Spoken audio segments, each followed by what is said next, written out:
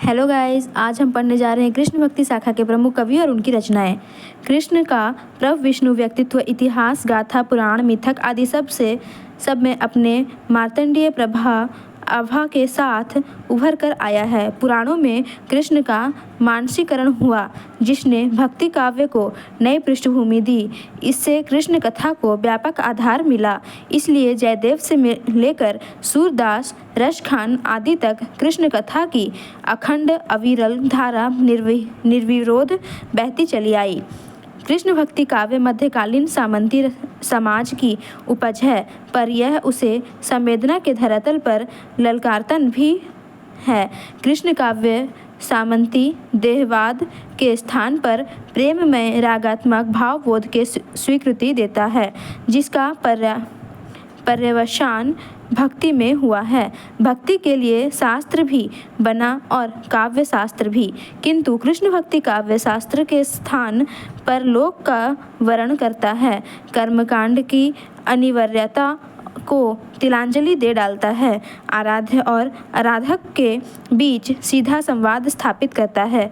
मर्यादा के स्थान पर रागात्मकता का आग्रह कृष्ण काव्य की अनूठी विशेषता है। कृष्ण भक्ति काव्य को निम्बार्क, मध्व, वल्लभ आदि आचार्यों ने वैदिक आधार प्रदान किया, पर उन आचार्यों द्वारा संस्थापित संप्रदायों के प्रत्यक्ष और परोक्ष संदिग्ध पाकर कृष्ण भक्त कवि हिंदी कवियों ने कृष्ण कथा को लोकाधार का पट पहनाया। कृष्ण भक्ति शाखा के परिचय प्रसंग में हमने मुख्य रूप से निम्बार्क, वल्लभ, राधा वल्लभ, हरिदासी और गौड़ीय इन 5 संप्रदायों का उल्लेख किया है। संप्रदाय निरपेक्ष कृष्ण भक्त कवियों का संकेत भी कर दिया है। कृष्ण भक्ति शाखा के प्रमुख कवियों के संदर्भ में इन संप्रदायों का विशेष महत्व है, क्योंकि कृष्ण भक्ति परंपरा के प्रमुख कवि किसी न किसी रूप से ही इन्हें संप्रदायों से संबंध है। कृष्ण भक्ति शाखा के परिचय में हमने सबसे पहले निम्बार्क संप्रदाय को स्थान दिया है, फिर वल्लभ संप्रदाय को। इसका कारण है निम्बार्काचार्य का आविर्भाव वल्लभाचार्य से पहले हुआ था और निम्बार्क संप्रदाय के स्थापना भी वल्लभ संप्रदाय से पहले हुई थी।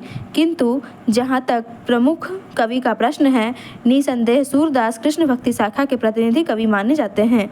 सूरदास वल्लभ संप्रदाय के दीक्षित कवि है, अस्तु कृष्ण भक्ति शाखा के प्रमुख कवि और उनकी रचनाओं का विवरण वल्लभ संप्रदाय के अनुयायी कवियों से प्रारंभ करना सर्वत्र उचित प्रतीत होता है। वल्लभ संप्रदाय के प्रमुख कवि और उनकी रचनाएं। आचार्य वल्लभ ने पुष्टि मार्गीय भक्ति संप्रदाय की स्थापना की थी। इसका पल्लवन हिंदी के 8 कृष्ण भक्त कवियों के द्वारा हुआ, जो अष्टछाप के नाम से प्रसिद्ध हुए। अष्टछाप की स्थापना 1565 ईस्वी में हुई थी। अष्टछाप के कवि ही वल्लभ संप्रदाय के प्रमुख कवि है। ये है सूरदास। हिंदी की कृष्ण भक्ति काव्य परंपरा में सूरदास का मूर्धन्य स्थान है। इनका जन्म 1478 ईस्वी में दिल्ली के निकट सीही नामक गांव में सारस्वत ब्राह्मण परिवार में हुआ था। वे जन्मांध थे या नहीं, इसी बात को लेकर विवाद है। उनकी रचना के आरंभिक दिनों में वे विनय और दैन्य भाव के पद लिखा करते थे, किंतु वल्लभाचार्य के संपर्क में आकर उनसे दीक्षा लेने के पश्चात सूर ने दास्य और विनय के पद लिखना बंद कर दिया तथा सख्य, वात्सल्य और माधुर्य भाव की पद रचना करने लगे। 1583 ईस्वी में पारशोली गांव में सूरदास का गोलकवास हुआ। उनकी मृत्यु पर गोस्वामी विठलनाथ ने शोकार्त होकर कहा था, पुष्टि मार्ग को जहाज जात है, सो जाके कछु लेना हो सो लेऊ। सूरदास के रचना संसार का उल्लेख करते हुए डॉक्टर दीनदयालु गुप्त ने उनके द्वारा रचित 25 पुस्तकों की सूची दी है, किंतु इनमें से सूरसागर, सूर सारावली और साहित्य लहरी, इन तीनों ग्रंथों को ही विद्वान प्रामाणिक मानते हैं। सूरसागर में भागवत के 10वें स्कंद की कथा संक्षेपतः इतिवृत्त के रूप में 12वें स्कंद में कही गई है। इसमें कृष्ण जन्म से लेकर श्री कृष्ण के मथुरा जाने तक की कथा अत्यंत विस्तार पूर्वक पाई गई है। सूरसागर का सबसे मर्मस्पर्शी और वाग्देवपूर्ण अंश भ्रमर गीत है, जिसमें गोपियों की वचन वक्रता अत्यंत हृदयग्राही है। सुरसारावली सुर की एक अनूठी कृति है। साहित्य लहरी तो दुष्टकूट पदों का संग्रह है। इसमें अर्थ गोपन शैली के जरिए राधा कृष्ण की लीलाओं का वर्णन हुआ है। सूर काव्य का मुख्य प्रतिपाद्य कृष्ण भक्ति है। पुष्टि मार्गीय भक्ति ही उनकी भक्ति पद्धति का मेरुदंड है। सूरदास की काव्य भाषा ब्रज भाषा थी। उनकी ब्रज भाषा में चित्रात्मकता, प्रतीकात्मकता, अलंकारिकता, बिंबात्मकता तथा भावात्मकता पूर्ण रूप से विद्यमान है। नवीन प्रसंगों का सृजन उनका काव्यिक चातुर्य था। इसी बात को लक्ष्य करके आचार्य शुक्ल ने लिखा है, सुर की बड़ी भारी विशेषता है नवीन प्रसंगों की प्रसंगोद्भावना करने वाली ऐसी प्रतिभा हम तुलसी में नहीं पाते। कुंभन दास का समय 1468 ईस्वी से 1583 ईस्वी के बीच माना जाता है। उनका जन्म गौरवा क्षत्रिय कुल में हुआ था। वे विवाहित थे और उनका विशाल परिवार था। उनके 7 पुत्र थे, जिनमें सबसे छोटे चतुर्भुज दास को छोड़कर अन्य सभी खेती का काम करते थे। कुंभन दास ने 1492 ईस्वी में महाप्रभु वल्लभाचार्य से दीक्षा ग्रहण की। वे सांसारिक मोह माया से विरक्त थे और धन मान मर्यादा की इच्छा से कोसों दूर। किंवदंती है कि किसी गायक ने उनका एक सुंदर पद बादशाह अकबर को सुनाया। इसे सुनकर बादशाह इतने प्रसन्न हुए कि इनके रचयिता से ही पद सुनने की इच्छा जताई। फिर कुंभन दास को सिकरी आने का निमंत्रण भेजा गया। फतेहपुर सिकरी में उनका बड़ा सम्मान हुआ। उन्होंने पद भी सुनाया, पर जब उनसे कुछ मांगने का अनुरोध किया गया तब उन्होंने यह मांगा कि भविष्य में किसी संत को सिकरी में मत बुलाना। उन्होंने जो पद बादशाह के सामने प्रस्तुत किया उसमें बराबर खेद ही झलकता रहा। संतन को कहाँ सिकरी सो काम, आवत जात पहनिए टूटी, बिसरी गयो हरि नाम।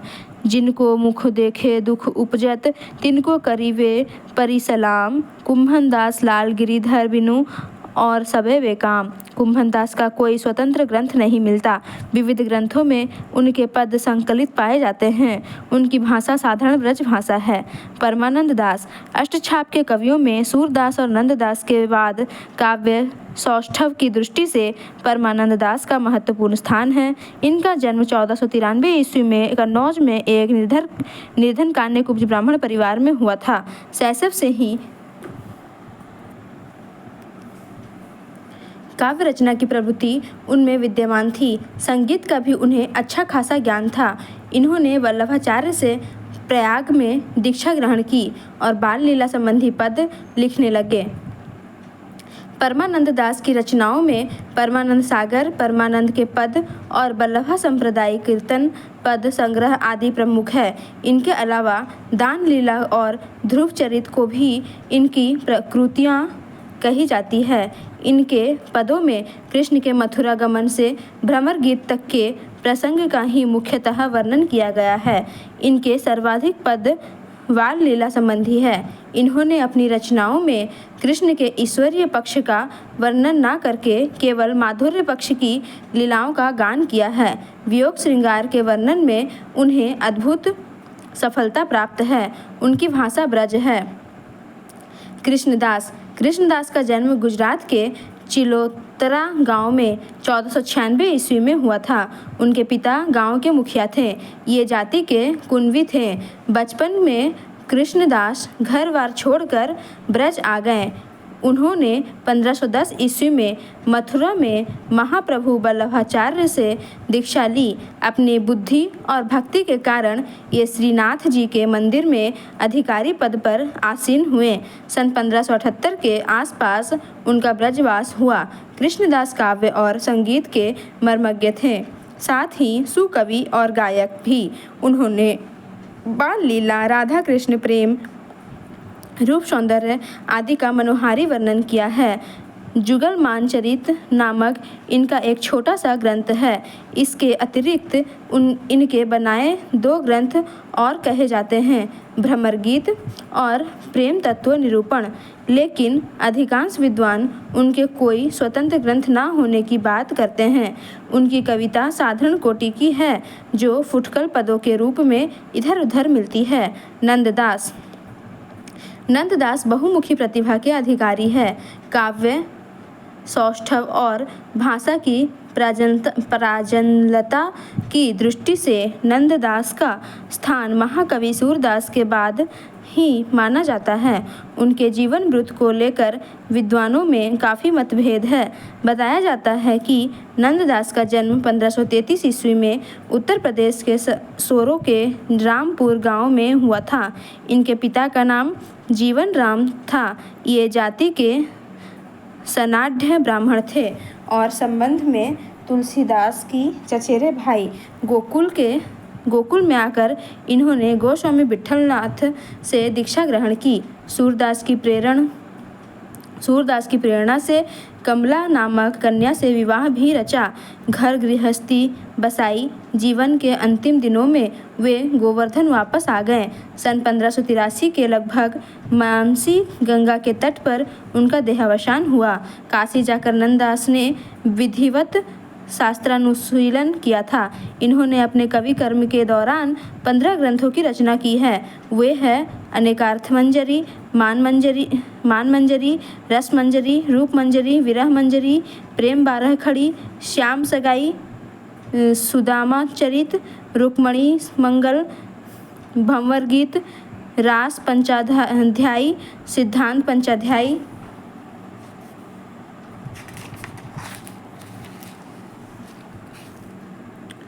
दशम स्कंध भाषा, गोवर्धन लीला और नंदादास पदावली। इन ग्रंथों में इनकी सबसे प्रसिद्ध रचना है रास पंचाध्यायी, जो रोला छंद में लिखी गई है। इसमें लौकिक और परलौकिक प्रेम को समन्वित रूप से प्रस्तुत करने का प्रयास किया गया है। भाषा पर नंददास का एक छत्र अधिकार था। उनकी भाषा परिमार्जित ब्रज थी, जो रचना को सरस और मधुर बना देती थी।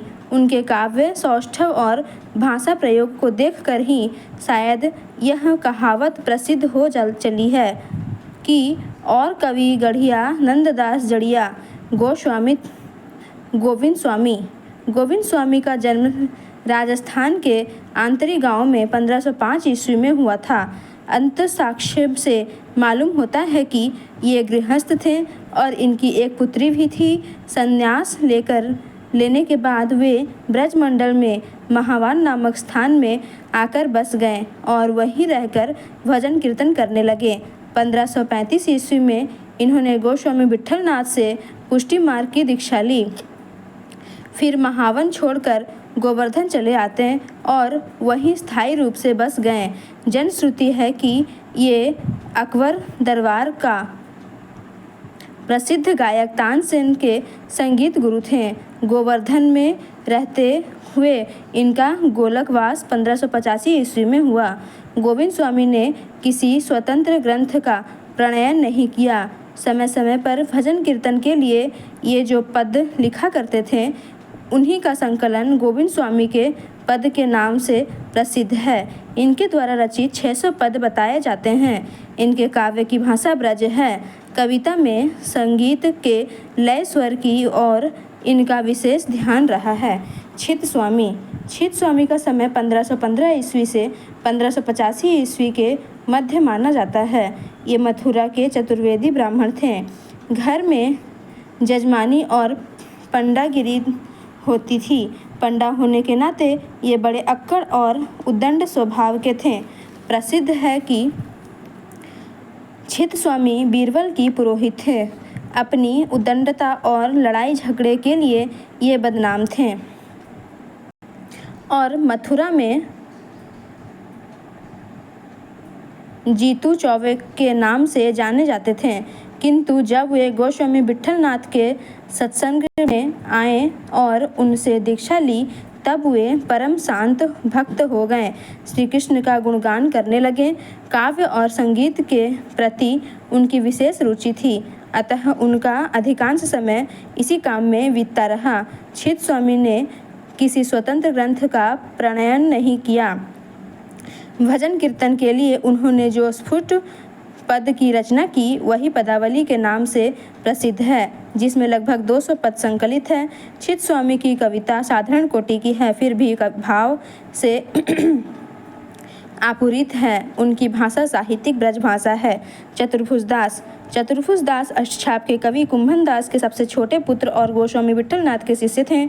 इनका जन्म 1530 ईस्वी में गोवर्धन के समीप जमुनावती गांव में हुआ था। बचपन से ही ये भजन कीर्तन में रमे रहते थे और काव्य रचना करने लगे थे।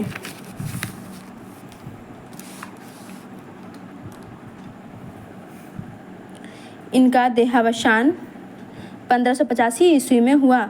चतुर्भुज दास का कोई स्वतंत्र ग्रंथ नहीं मिलता। अनेक स्फुट पदों का संग्रह चतुर्भुज कीर्तन संग्रह, कीर्तनावली और दान लीला शीर्षकों से संग्रहित है। आचार्य रामचंद्र शुक्ल इनके स्वतंत्र ग्रंथ होने के बाद बात करते हैं। वे कहते हैं, इनके बताए 3 ग्रंथ मिले हैं, द्वादशयस, भक्ति प्रताप तथा हितजू को मंगल। किंतु डॉक्टर नगेंद्र मानते हैं कि द्वादशयस,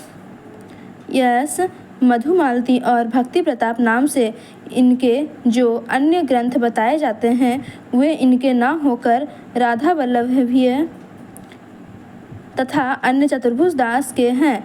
लेकिन यहाँ हितजू को मंगल का क्या, इसे भी डॉक्टर दीनदयालु गुप्त ने राधा वल्लभीय चतुर्भुज दास की रचना माना है। खैर, जब तक कोई बलिष्ठ प्रमाण नहीं मिलता तब तक हम उनके कोई स्वतंत्र ग्रंथ उपलब्ध न होने के पक्षधर है। चतुर्भुज दास की रचना में श्रृंगार की छटा देखी जा सकती है।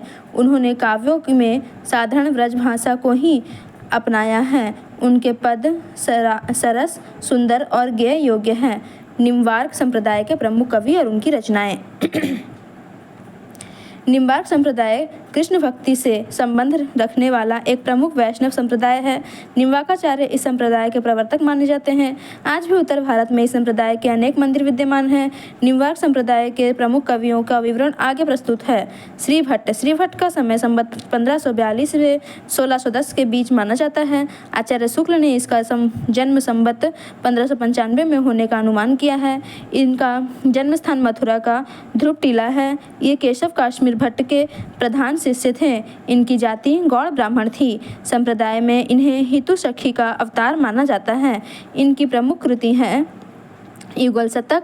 इनमें कृष्ण भक्ति संबंधी 100 पद संकलित है। आचार्य शुक्ल ने अपने इतिहास ग्रंथ में इनकी एक और छोटी सी पुस्तक आदिवाणी का उल्लेख किया है, किंतु डॉक्टर नगेंद्र शुक्ल जी के इस मत से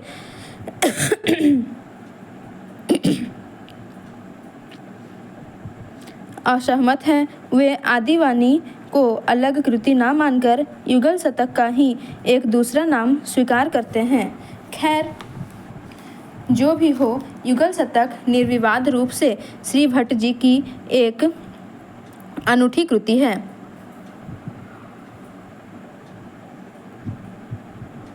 इसमें राधा कृष्ण की युगल लीलाओं की मनोहर चित्र चित्रित हुए हैं। राधा कृष्ण के प्रेम की मधुर व्यंजना इस रचना के विशेषता है। इसकी रचना ब्रज भाषा में हुई थी। हरि व्यासदेव निम्बार्क संप्रदाय की विच्छिन्न परंपराओं को पुनः स्थापित करने और नए सिरे से संप्रदाय का संगठन करने का श्रेय हरि व्यासदेव को ही जाता है। ये जाति के गौड़ ब्राह्मण बताए जाते हैं। इन्होंने श्री भट्ट जी से संप्रदाय की दीक्षा ग्रहण की थी। हरि व्यासदेव रचित 5 ग्रंथों का उल्लेख मिलता है। सिद्धांत रत्नांजलि, निम्बार्काष्टोत्तर शतनाम, तत्वार्थ पंचक, पंचसंस्कार निरूपण और महावाणी। इनमें से प्रथम 4 रचनाएं संस्कृत की हैं और अंतिम ब्रज भाषा की। महावाणी 5 सुखों अर्थात अध्यायों में विभक्त है। इनके शीर्षक है सेवा सुख, उत्साह सुख, सूरत सुख, सहज सुख और सिद्धांत सुख। इस ग्रंथ में राधा कृष्ण के दार्शनिक रूप की व्याख्या मिलती है। राधा कृष्ण की रास लीलाओं से यह ग्रंथ ओतप्रोत है। इसमें गेय पदों का बहुलता पाई जाती है। परशुराम देव। परशुराम देव का जन्म राजस्थान के जयपुर के समीप नारनौल में हुआ था। ये जाति के गौड़ ब्राह्मण थे। राजस्थान के निम्बार्क संप्रदाय का प्रचार करने का श्रेय इन्हीं को है। ये हीर व्यासदेव के शिष्य थे। अपने गुरु की आज्ञा से इन्होंने मुसलमान सिद्धों की चमत्कारी विद्या को अपने योग बल से पराभूत किया था। मोतीलाल मुनरिया के अनुसार इनके ग्रंथों की संख्या 21 है। इनमें से इनका प्रसिद्ध ग्रंथ है परशुराम सागर। इनकी अधिकांश रचनाएं वैष्णव भक्ति से संबंधित है। राधा वल्लभ संप्रदाय के प्रमुख कवि और उनकी रचनाएं। राधा वल्लभ संप्रदाय के प्रवर्तक हित हरिवंश है। इस संप्रदाय में प्रेम ही भक्ति का पृष्ठवंश है। इस रस की उपासना की सरणी है। राधा वल्लभ संप्रदाय का प्रमुख मंदिर वृंदावन में है। इस संप्रदाय के प्रमुख कवियों का परिचय इस प्रकार है। हित हरिवंश। हित हरिवंश के माता पिता मूलतः उत्तर प्रदेश के सहारनपुर जिले के देवबंद गांव के निवासी है। एक बार वे दोनों पति पत्नी ब्रजमंडल की यात्रा पर पधारे थे कि वहीं मथुरा से 4 मील के दूरी पर बसे बाद नामक गांव में 1502 ईस्वी में हित हरिवंश जी का जन्म हुआ था। 16 वर्षों की आयु में उनका विवाह रुक्मिणी देवी के साथ हुआ। उन्होंने ग्राह्यदस्य जीवन का मनयोग पूर्वक निर्वाहन किया। अपने माता पिता के निधन के बाद अपनी अंतरात्मा की प्रेरणा से वे 1533 ईस्वी में ब्रजमंडल चले आए और वहीं बस गए। संप्रदाय में हित हरिवंश को बंसी का अवतार माना जाता है। इन्होंने श्री राधा जी को अपना गुरु स्वीकार किया। अंतःसाक्ष्य के आधार पर इनके निकुंज गमन की तिथि 1552 ईस्वी ठहरती है। गोस्वामी हित हरिवंश के 2 ग्रंथ उपलब्ध है, हित 84 और स्फुटवाणी। हित 84 पदों का संग्रह है। यह ग्रंथ राधा वल्लभ संप्रदाय का मूलाधार है। ब्रजभाषा की सारी माधुरी इसमें सन्निहित है। श्रृंगार रस की पृष्ठभूमि में इसमें राधा कृष्ण का अनन्य प्रेम, नित्य विहार, रास लीला आदि का वर्णन हुआ है। स्फुटवाणी भक्ति रस से अल्पावित रचना है। इसमें ब्रजभाषा के समृद्ध और प्रांजल रूप के दर्शन होते हैं।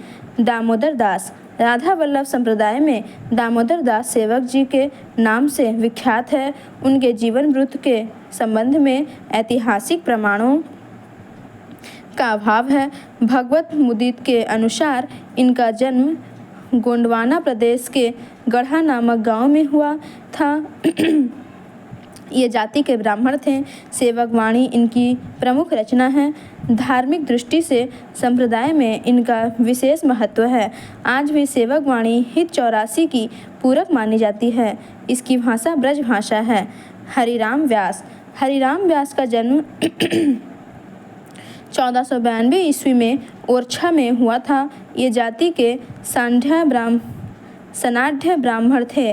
व्यास जी ओरछा नरेश मधुकर साहब के राजगुरु थे। जीवन के पूर्वार्ध में इन्होंने गृहस्थ कर्म का सफलतापूर्वक निर्वाहन किया था। फिर 42 वर्ष की आयु में ये वृंदावन चले आए और हित हरिवंश से दीक्षा लेकर यहीं रह गए। वृंदावन में आने के बाद कविता की ओर उनकी रुचि बढ़ी। वैष्णव भक्तों में व्यास जी विशाखा सखी के अवतार के रूप में प्रसिद्ध हैं। व्यास जी के प्रमुख रचनाएं हैं व्यासवाणी और रागमाला। इनमें रागमाला अप्रकाशित है जो कि संगीत शास्त्र पर आधारित है। आचार्य रामचंद्र शुक्ल ने उनकी एक अन्य रचना रास पंचाध्यायी का उल्लेख भी किया है। व्यास जी की रचना व्यासवाणी श्रृंगार रस से ओतप्रोत माधुर्य भक्ति का उन्मेष करने वाली प्रौढ़ कृति है। इसमें माधुर्य भक्ति और राधा कृष्ण की निकुंज लीला का वर्णन है। व्यास जी की दृष्टि में संयोग कुंज केली का प्राण है और प्रेम शरीर और व्यवहार से अलग मानसिक या आध्यात्मिक वस्तु है। इनकी काव्य भाषा परिनिष्ठित ब्रज भाषा है। चतुर्भुज दास। हिंदी साहित्य में चतुर्भुज दास के जीवन वृत्त को भ्रामक रूपों में प्रस्तुत किया गया है। असल में अष्टछाप के चतुर्भुज दास और राधा वल्लभीय चतुर्भुज दास की रचनाओं को अष्टछाप के अंतर्गत रखने के कारण यह भ्रम उत्पन्न हुआ है। इस भ्रम के जनक मिश्रबंधु है। राधा वल्लभीय चतुर्भुज दास की प्रमुख कृतियां हैं द्वादश यश, भक्ति प्रताप और हिच्चू को मंगल। पर द्वादश यश उनकी प्रसिद्ध का प्रकाश स्तंभ है। इसमें भक्ति के महात्म्य 12 पृथक पृथक यश के माध्यम से गाए गए हैं। डॉक्टर नगेंद्र ने अपने इतिहास ग्रंथ में केवल द्वादश यश को ही इनकी इस भ्रम में जनक मिश्रबंधु है। राधा वल्लभीय चतुर्भुज दास की प्रमुख कृतियां हैं द्वादश यश, भक्ति प्रताप और हिज्जू को मंगल। पर द्वादश यश उनकी प्रसिद्धि का प्रकाश स्तंभ है। इसमें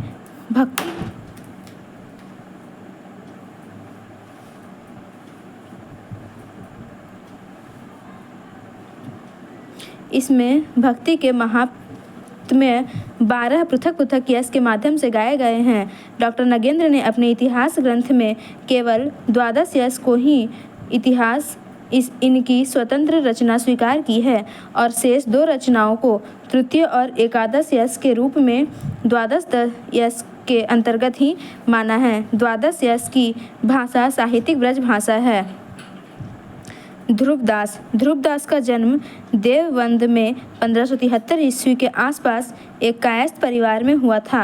इनका रचनाकाल संवत 1660 से 1700 तक माना जा सकता है। इनका देवलोक गमन 1643 ईस्वी के लगभग हुआ था। ये स्वप्न में हित हरिवंश जी के शिष्य बने थे।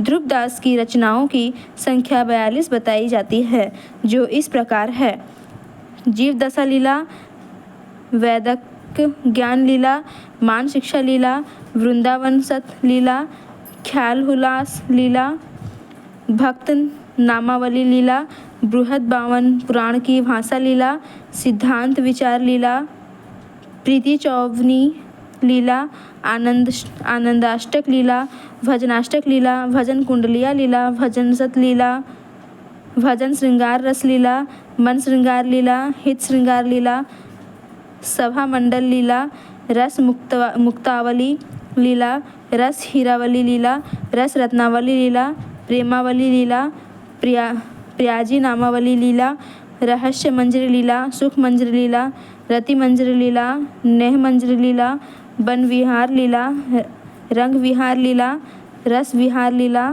रंग भुलास लीला, रंग विनोद लीला, आनंद दशा विनोद लीला, रहस्य लता लीला, आनंद लता लीला, अनुराग लता लीला, प्रेम दशा लीला, रसानंद लीला, ब्रज लीला, जुगल ध्यान लीला, नित्य विलास लीला, मान लीला, दान लीला। ध्रुवदास ने उपयुक्त रचनाओं में राधा वल्लभ संप्रदाय का तात्विक विवेचन व्याख्यापरक दृष्टि से प्रस्तुत किया है।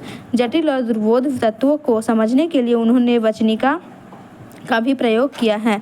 गेय पद रचना पर इनका असामान्य अधिकार था। इन्होंने अपनी रचनाओं में दोहा, कवित्त, सवैया, अरिल, कुंडलियाँ आदि छंदों का सार्थक प्रयोग किया है। वास्तव में भक्त की तल्लीनता और रस व्यंजक पदावली की रोचकता की दृष्टि से कृष्ण भक्ति काव्य परंपरा में ध्रुवदास अनन्य, असाधारण और बेजोड़ है। नेही नागरीदास का जन्म 1556 ईस्वी के आसपास वेरछा गांव में हुआ था। ये जाति के क्षत्रिय थे। बचपन से हरि भक्ति की ओर इसकी रचना विशेष रुचि थी। चतुर्भुज दास का सत्संग पाकर वे अपने घर बार छोड़कर वृंदावन चले आए। वृंदावन में इन्होंने गोस्वामी वनचंद्र जी से दीक्षा ली और रस भक्ति को ग्रहण किया। उनकी कोई स्वतंत्र रचना नहीं मिलती। स्फुट पद इधर उधर बिखरे पड़े हैं। इन पदों में राधाष्टक का स्थान अनन्य है। उसमें उनकी भक्ति को आंतरिक निष्ठा देखते ही बनती है। राधा वल्लभ संप्रदाय में इनकी बड़ी प्रसिद्धि है। हरिदासी या साखी संप्रदाय के प्रमुख कवि और उनकी रचनाएं। स्वामी हरिदासी या साखी संप्रदाय के प्रवर्तक है। कुछ विद्वान इसका संबंध निम्बार्क संप्रदाय से जोड़ने का प्रयत्न करते हैं, पर उनका यह प्रयास निराधार है। कृष्ण काव्य परंपरा में साखी संप्रदाय एक स्वतंत्र संप्रदाय है। इनके आचार्य छाप, उपासना, मंत्र, वेद, धाम, वेदना आदि स्वतंत्र है। इसका उल्लेख भगवत रसिक जी ने, जो कि इस संप्रदाय के अनन्य प्रवक्ता रहे हैं, उन्होंने अपनी रचनाओं में किया है। यह संप्रदाय द्वैताद्वैत और विशिष्टाद्वैत से भी मुक्त होने की बात इन्होंने कही है। ना ही द्वैताद्वैत हरि, ना ही विशिष्ट द्वैत, बंधे नहीं मतवाद में ईश्वर इच्छाद्वैत। साखी संप्रदाय का प्रमुख स्थल वृंदावन है। इस संप्रदाय के प्रमुख कवियों का परिचय निम्नवत है। स्वामी हरिदास हरिदासी या सखी संप्रदाय के संस्थापक हैं। उनके जीवन वृत्त को लेकर काफ़ी विवाद है। बताया जाता है कि उनका जन्म 1478 ईस्वी में हुआ था। ये पंजाब के रहने वाले थे। उनके पिताजी का नाम असुधीर था। ये जाति के सनाढ़ ब्राह्मण थे। अपनी पत्नी की मृत्यु के बाद ये संसार के विरक्त हो गए थे और वृंदावन चले आए। वृंदावन में इन्होंने अपने पिता आसुधीर से दीक्षा ली। फिर निधिवन में रहकर उपासना करने लगे। उनकी उपासना से वांके बिहारी की मूर्ति प्रकट हुई, जो आज वृंदावन में है। उनका निकुंज गमन 1573 ईस्वी में हुआ था। हरिदास अपने समय के महान संगीतज्ञ थे। अकबर के दरबारी तानसेन उसका शिष्य थे। बताया जाता है कि एक बार उसका गायन सुनने वेश बदलकर अकबर वृंदावन आया था। गायन के दौरान तानसेन ने जानबूझकर कुछ भूल कर दी। इस पर स्वामी हरिदास ने उसी को शुद्ध करके गाया। इस तरह अकबर को उनका गान सुनने का सौभाग्य प्राप्त हुआ। स्वामी हरिदास अपने संप्रदाय में राधा की प्रिय सखी ललिता के अवतार माने जाते हैं। वे रस मार्ग के पथिक हैं। उनके द्वारा रचित 2 रचनाएं प्राप्त है, सिद्धांत के पद और केलीमाल। उनकी कृति सिद्धांत के पद में भक्ति के साधारण सिद्धांतों के कथनों का उल्लेख मिलता है। केलीमाल हरिदास जी की रसिक्त रचना है। इसके 110 पदों में श्री श्याम कुंज बिहारी की लीलाओं के चित्र अंकित हैं। संयोग श्रृंगार ही इस रचना का प्राप्तव्य है। इन दोनों ग्रंथों के अतिरिक्त आचार्य रामचंद्र शुक्ल ने इनके पदों के 3 और संग्रह के नाम गिनाए हैं। वे है हरिदास जी की ग्रंथ, स्वामी हरिदास जी के पद और हरिदास जी की वाणी। भाषा की दृष्टि से हरिदास जी की भाषा रचनाएं अत्यंत अर्थवती और कोमल भावों की संवाहिका है। जगन्नाथ गोस्वामी प्रसिद्ध है कि जगन्नाथ गोस्वामी स्वामी हरिदास के भाई थे। हरिदास के वृंदावन आगमन के कुछ दिनों बाद ये वृंदावन आए और यहीं रह गए। स्वामी हरिदास ने इन्हें बाके बिहारी की सेवा पूजा का उत्तरदायित्व सौंपा था। उनकी एकमात्र रचना है अनन्य सेवा निधि। इनके अतिरिक्त इनके कुछ स्फुट पद भी प्राप्त होते हैं, जो कीर्तन संग्रह में संकलित है। इनकी भाषा परिनिष्ठित ब्रज भाषा है। विठल विपुल स्वामी हरिदास के ममेरे भाई थे और आयु में उनसे 5 साल बड़े। उनकी गुरु भक्ति अनन्य थी। स्वामी हरिदास के निकुंज गमन के बाद वे उनके वियोग में व्याकुल हो उठे। गुरु के दर्शन न होने के कारण उनके अपने नेत्रों पर पट्टी बांध ली। फिर रसिकों ने उन्हें रासलीला देखने को बुलाया। वहां जाते ही उनकी पट्टी खोल दी गई, पर गुरु के दर्शन न हुए। इसके चलते तत्काल उन्होंने अपना शरीर छोड़ दिया। उनकी वाणी में केवल 40 पद ही प्राप्त है। नाभाजी ने इन्हें रस सागर की उपाधि दी है। उनकी वाणी में संजोय गए रासलीला के अनुपम सौंदर्य को देखते ही नाभा जी की यह उपाधि सटीक प्रमाणित होती है। स्वामी हरिदास की भांति इन्होंने भी काव्य में वार्तालाप शैली अपनाई है। इसकी भाषा तत्सम प्रधान और छंदोबद्ध है। बिहारिन दास का गृहस्थ नाम हरिनाम था। स्वामी हरिनाम ने इनका नाम बिहारिन दास रखा। ये सखी संप्रदाय के श्रेष्ठ कवि और सिद्धांत मर्मज्ञ थे। इन्होंने विठल विपुल से दीक्षा ली थी। इनकी रचनाएं बिहारिन दास जी की वाणी के नाम से प्रसिद्ध है। इनकी वाणियों के 2 भाग बताए जाते हैं। एक भाग साधारण सिद्धांत का है जिसमें भक्ति की महत्ता का प्रतिपादन हुआ है। दूसरा भाग रस सिद्धांत पर आधारित है जिसमें साखी भाग की उपासना के तत्वों का उद्घाटन हुआ है और प्रेम रस की व्याख्या की गई है। बिहारिन दास अपनी रचनाओं में नित्य विहार को सर्वोपरि स्थान देते हैं, स्वयं को उसी के उपासक घोषित करते हैं। भाषा की दृष्टि से उनकी रचना तत्सम प्रधान है, विन्यास की दृष्टि से सहज सरल और भावग्राही है। चैतन्य संप्रदाय के प्रमुख कवि और उनकी रचनाएं। चैतन्य या गौड़ीय संप्रदाय के प्रवर्तक है महाप्रभु श्री चैतन्य। इस संप्रदाय का दार्शनिक सिद्धांत औचित्य वेदाभेद के नाम से प्रसिद्ध है। औचित्य वेदाभेद में मुक्ति को सर्वोपरि तत्व बताया गया है जो कि ईश्वर के समान आनंददायी है। मुक्ति का एकमात्र साधन है भक्ति। भक्ति से ही मुक्ति की प्राप्ति हो सकती है। चैतन्य संप्रदाय में भक्ति के 5 भेद गिनाए गए हैं: शांत, दास्य, साख्य, वात्सल्य और मधुर। भक्ति के इन भेदों का सांगोपांग वर्णन चैतन्य संप्रदाय के अनुयायी कवियों ने अपने अपने काव्य ग्रंथों में किया है। इस संप्रदाय के प्रमुख कवियों में उल्लेखनीय हैं राम राय के सांप्रदायिकत्व को लेकर बड़ा विवाद है। बताया जाता है कि ये विठल नाथ के शिष्य थे और वल्लभ सांप्रदायिक कीर्तन संग्रहों में श्री भगवान हित राम राय के नाम से जो प्रचुर पद उपलब्ध है वे इन्हीं के हैं। पर यमुना वल्लभ इनकी वंश परंपरा का परिचय देते हुए लिखते हैं कि ये गीत गोविंदकार जयदेव के वंशज है। इनका जन्म स्थान लाहौर है। इनके पिता का नाम गौर गोपाल है। ये आंसुधीर के साथ पंजाब से ब्रज चले आए थे। ब्रज में आकर चैतन्य मत से प्रभावित हुए। फिर चैतन्य देव के दर्शन हेतु सीधे जगन्नाथ धाम पधारे। वहीं इन्होंने श्री नित्यानंद से दीक्षा ग्रहण की।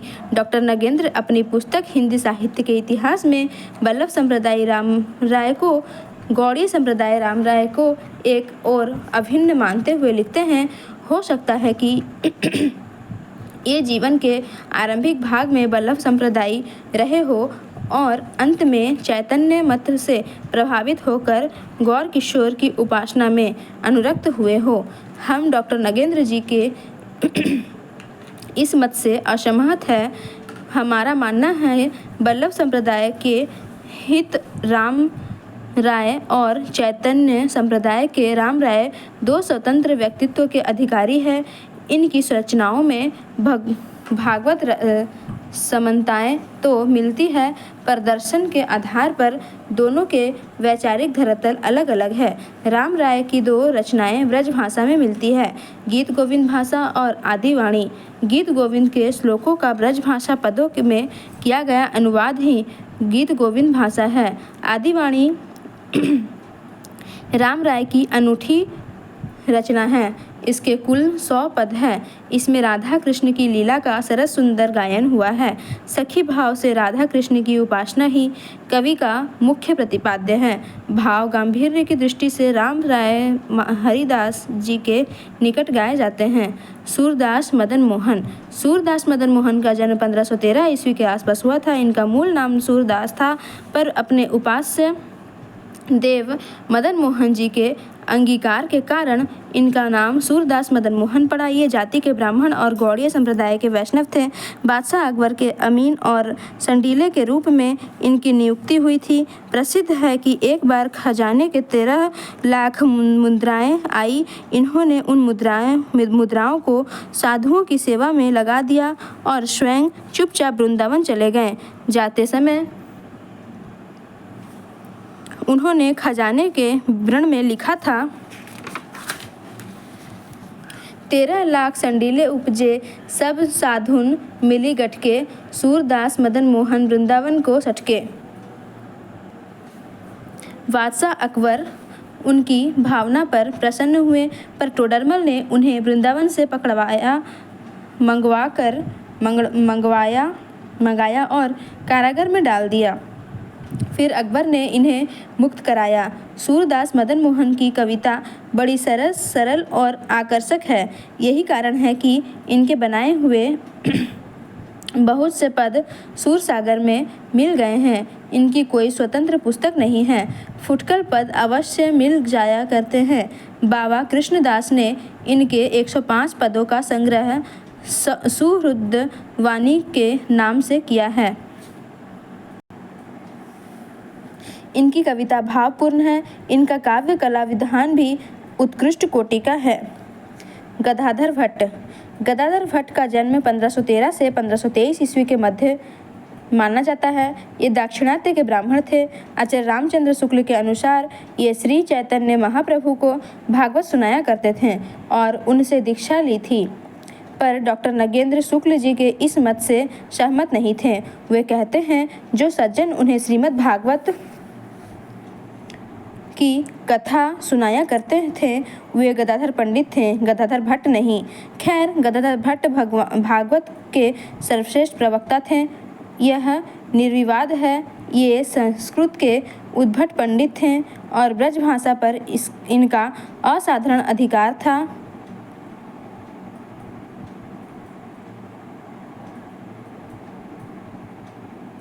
पर खेद है कि इनका कोई स्वतंत्र ग्रंथ अब तक उपलब्ध नहीं है। केवल कुछ स्फुट पद ही प्राप्त है। इनमें भट्ट जी ने मूलतः कृष्ण लीला का वर्णन किया है। ये चैतन्य संप्रदाय के अनुयायी होते हुए भी चैतन्य संप्रदाय के बंगाली भक्तों की तरह राधा को परकीय नहीं मानते। इन्होंने राधा को स्वकीय मानकर ही अपनी रचनाओं में उनके विवाह का वर्णन किया है। राधा कृष्ण की लीलाओं का सखी भाव से विकृत वर्णन भी इनकी अनेक पदों में मिल जाया करता है। भट्ट जी की काव्य भाषा संस्कृत निष्ठ होते हुए भी चित्रोत्पादक और प्रवाहपूर्ण है। चंद्रगोपाल का जन्म 1515 ईस्वी के आसपास हुआ था। ये राम राय के छोटे भाई थे। बताया जाता है कि जब राम राय वृंदावन में स्थायी रूप में बस गए तब चंद्रगोपाल अपने बड़े भाई के सानिध्य में आ गए। राम राय की प्रेरणा से ये चैतन्य मत से दीक्षित हुए। चंद्रगोपाल संस्कृत और ब्रजभाषा दोनों के प्रकांड पंडित थे। उनकी संस्कृत की 3 और ब्रजभाषा की 5 रचनाएं पाई जाती है। श्री राधा माधव भाष्य, गायत्री भाष्य तथा श्री राधा माधव वाष्टक संस्कृत की रचनाएं हैं। ब्रजभाषा की रचनाओं में चंद्र 84, अष्टयाम सेवावृत्त, सेवा सुधा, गौरांग अष्टयाम, ऋतु विहार तथा राधा विरह आदि प्रसिद्ध है। चंद्र 84 की रचना हित 84 की प्रेरणा से हुई है, ऐसा प्रतिभात होता है। गौरांग अष्टयाम में चैतन्य महाप्रभु की अष्टयाम सेवा का वर्णन मिलता है। चंद्रगोपाल ने अपनी रचनाओं में प्रमुख रूप से राधा कृष्ण की माधुर्य लीलाओं का भी ही वर्णन किया है। माधवदास माधुरी का रचना काल 1618 ईस्वी से 1653 ईस्वी तक माना जाता है। ये वृंदावन निवासी क्षत्रिय थे और इनके पूर्वज पंजाब से आकर यहाँ बस गए थे।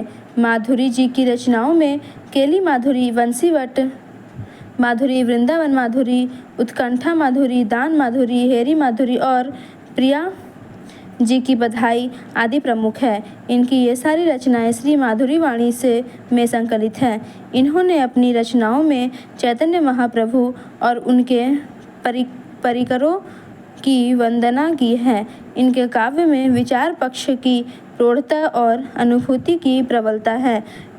इनकी भाषा सहज सरल और ललितपूर्ण है। उनकी वंशीवट माधुरी से एक उदाहरण प्रस्तुत है। कमल से लोइन ललित अति शोभा देत, कुंवर के संग तो बिराजे कोटि कामिनी, अपने अपने कर जोरी जुरी जुरी ठाड़ी भाई, चहु और मानो घन घरो आए दामिनी, रूप गुण गायन रस एक एक ते सरस, निर्तत सकल नाना भाइन सौधामिनी, रस सीम रास सीम परम विलास सीम, राजे रास मंडल में माधुरी की स्वामिनी। भगवत मुदित आगरा के सूबेदार सुजा के दीवान थे। इनके पिता का नाम माधव मुदित था। ये स्वयं को गौड़ीय संप्रदाय के हरिदास जी का शिष्य मानते थे। उनकी दो रचनाएं वृंदावन सत और रसिक अनन्यमाल के नाम से प्रसिद्ध है। इन दो ग्रंथों के अलावा इनके कुछ स्फुट पद भी प्राप्त हैं। इन्होंने अपनी कृति रसिक अनन्यमाल में राधा वल्लभीय भक्तों की कथाएं लिखी हैं। इसी को देखते हुए कुछ इतिहासकारों ने उन्हें राधा वल्लभ संप्रदाय के अंतर्गत स्थान दिया है, किंतु रसिक अनन्यमाल के आरंभ में इन्होंने चैतन्य महाप्रभु की वंदना की है। कृति के आरंभ में दी गई इस वंदना को अनदेखा कर देने का कारण ऐसा भ्रम पैदा हुआ है, नहीं तो चैतन्य वंदना से स्पष्ट है कि ये चैतन्य संप्रदाय के अनुयायी थे। इनकी भाषा प्रांजल, प्रवाहपूर्ण और भावगर्भक है। इसके छंदों में भी वैविध्यता पाई जाती है। संप्रदाय निरपेक्ष प्रमुख कृष्ण भक्त कवि और उनकी रचनाएं। कृष्ण भक्ति काव्य परंपरा में निम्बार्क संप्रदाय, वल्लभ संप्रदाय, राधा वल्लभ संप्रदाय, हरिदास संप्रदाय और चैतन्य संप्रदाय का प्रभुत्व वर्चस्व था। कृष्ण भक्ति की महागंगा के ये एक एक घाट थे। गंगा की धारा तो अविरल है, प्रवाहमान है। कृष्ण भक्ति की धारा भी कुछ ऐसी ही थी। वह घाट से होकर गुजरती जरूर थी, पर रुकती ना थी। कृष्ण भक्ति धारा में इन 5 घाटों के बाद एक नया घाट आया, जहाँ किसी संप्रदाय विशेष की छाप नहीं लगी थी, कोई प्रतीक चिन्ह नहीं था, दार्शनिक आधारशिला भी नहीं थी। था तो केवल समर्पण, कृष्ण से एकमेव होने की अभिलाषा और माधुर्य रति का भावोच्छ्वास। कृष्ण काव्य में इस घाट के रख रखाव का उत्तरदायित्व मीराबाई और रश्क खान पर था। उन्होंने किसी भी घाट से कुछ उधार लिए बिना राधा कृष्ण की विविध लीलाओं का वर्णन स्वतंत्र रूप से किया। संप्रदाय निरपेक्ष रहकर कृष्ण काव्य को एक नई दिशा दी। मीराबाई का जन्म 1504 ईस्वी में मेड़वा के निकटवर्ती कुड़की गांव में हुआ था। मीरा के पिताजी का नाम राव रत्ना सिंह था और दादाजी का नाम राव दूदा। मीरा के दादाजी राव दूदा राठौर वंश के मेड़तिया शाखा के संस्थापक थे। मीरा 2 साल की हुई थी कि उनकी मां की मृत्यु हो गई। फिर उनके दादाजी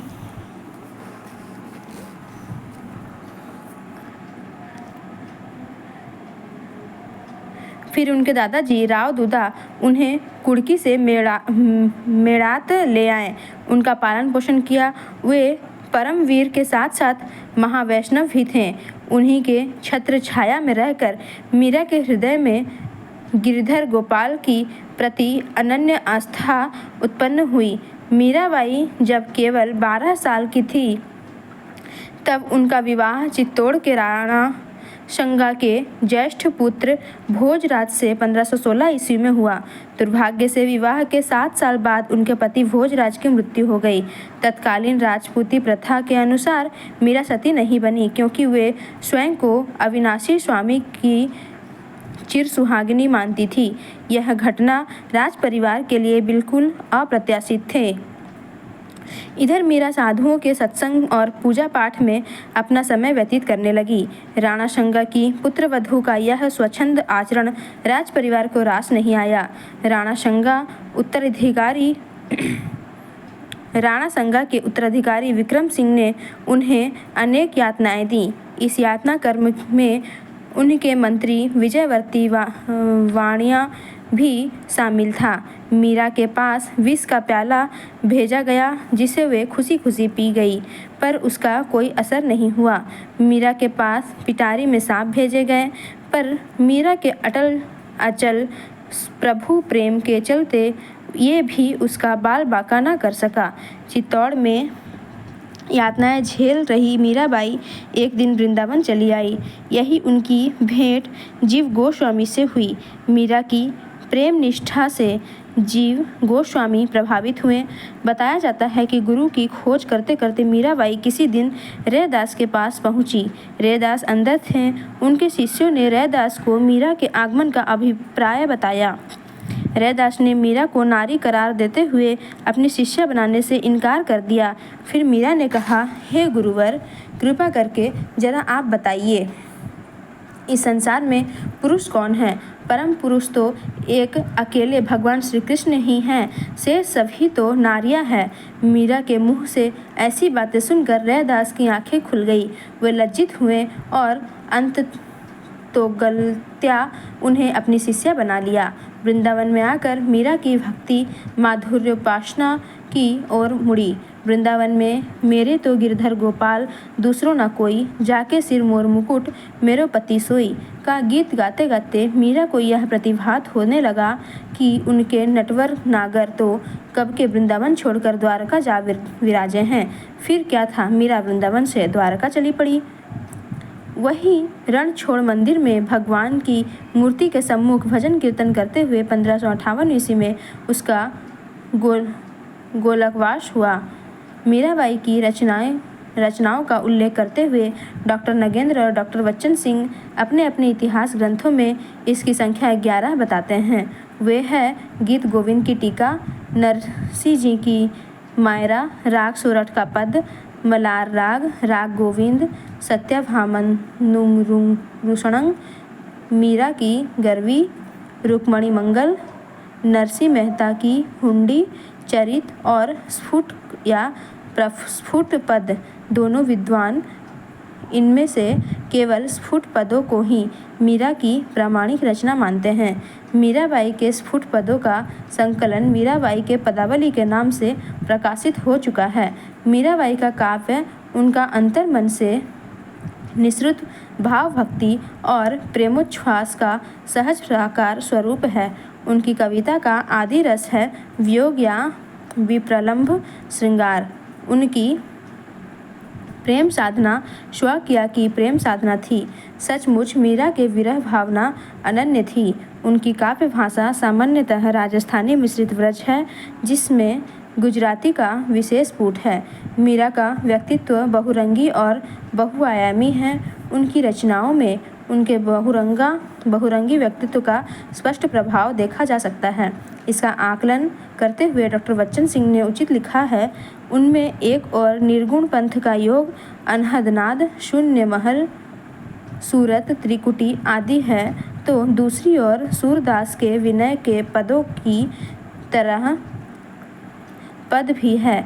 एक ओर दाम्पत्य राग है तो दूसरी ओर असह्य विरहकुलता। उनका स्वच्छंद व्यक्तित्व किसी रूढ़िग्रस्त धार्मिक घेरे में नहीं बंधता। रस खान का जन्म 1533 ईस्वी के लगभग दिल्ली में हुआ था। कुछ विद्वान पिहानी या हरदोई को उनका जन्म स्थान मानते हैं। आचार्य रामचंद्र शुक्ल का मानना है कि ये दिल्ली के एक पठान सरदार थे। संभव है पठान बादशाहों की कुल परंपरा से इनका संबंध रहा हो। ये बड़े भारी कृष्ण भक्त और गोस्वामी विट्ठलनाथ जी के बड़े कृपा पात्र शिष्य थे। रस खान विट्ठलनाथ के शिष्य होते हुए भी अपनी रचनाओं में वल्लभ संप्रदाय के सिद्धांतों का प्रतिपाद्य नहीं किया। उनकी कृतियों में संप्रदाय की लेस मात्र छाप भी नहीं दिखती। रस खान ने कृष्ण भक्ति काव्य की पद परंपरा को छोड़कर कवित सवैया का मार्ग अपनाया। संभवतः रस खान पहले कवि है जिन्होंने कवित सवैया में कृष्ण का गुणानुवाद किया। रस खान का यह रचना सौष्ठव ही उनके संप्रदाय निरपेक्ष होने का सबसे बलिष्ठ प्रमाण है। रस खान अपने प्रारंभिक यौवन काल में कुत्सित प्रेम भावना से ग्रसित थे। कहते हैं 4 महात्माओं के सत्संग से इनके गलत ढंग की प्रेम वासना भगवत भक्ति में बदल गई। उसके बाद अपने अंतर्मन की भावनाओं को वाणी देने उन्होंने कृष्ण भक्तिपरक रचनाएं की। इनकी रचनाओं में प्रमुखतः 4 रचनाएं प्रामाणिक मानी जाती है। सुजान रस खान प्रेम वाटिका, दान लीला और अष्टयाम। सुजान रस खान स्फुट पदों का संग्रह है। इसमें 181 सवैये, 17 कवित, 12 दोहों और 4 सोरठे हैं। भक्ति प्रेम, राधा कृष्ण की रूप माधुरी, बंसी मोहिनी और कृष्ण लीला संबंधी अन्य सरस प्रसंग इन छंदों का वर्ण विषय है। प्रेम वाटिका में रस खान ने राधा कृष्ण को प्रेमोद्यान की मालिन वाली मानकर प्रेम के गुण तत्वों का सूक्ष्म निरूपण किया है।